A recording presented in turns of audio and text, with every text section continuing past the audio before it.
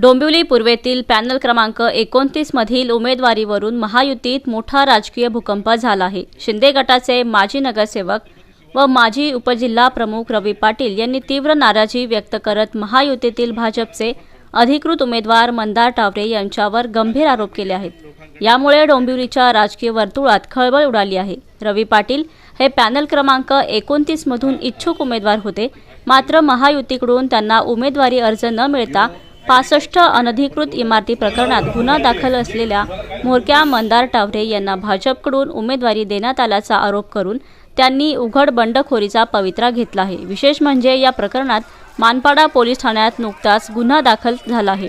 तरीही अशा व्यक्तीला भाजपाने उमेदवारी दिल्याचा आरोप रवी पाटील यांनी केला आहे।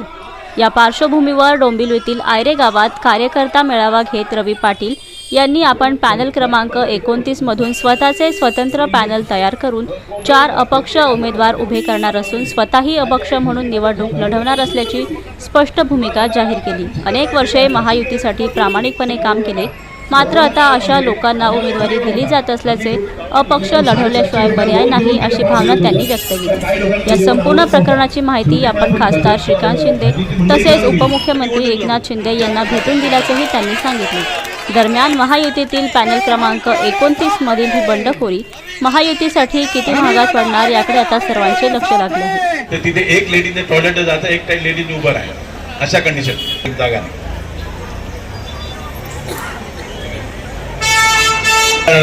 तर आपण 2014लाच बनवता बाला ठिकाणचा रस्ता, 2014लाच बनवला, डांबरीकरण होता, 14लाच होता। आपण हा रस्ता त्या टायमात 17 लोक बाधित झाली ना, बाकी 20-22 लोक इथे त्यांच्या घरून फुटले, त्यांना 14 डबल माले करून दिले। राजाभाऊ इथे आहे साक्षी, राजाभाऊ आहेत तिथे।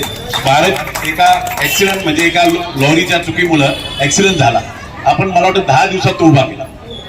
10 दिवस बाबा तरी त्यांना घेऊन आलो का, इथले जे सगळ्यांची कोणाची भावना दुकान म्हणून आपण त्यांना घेऊन आल्यावर ते चालू केलं।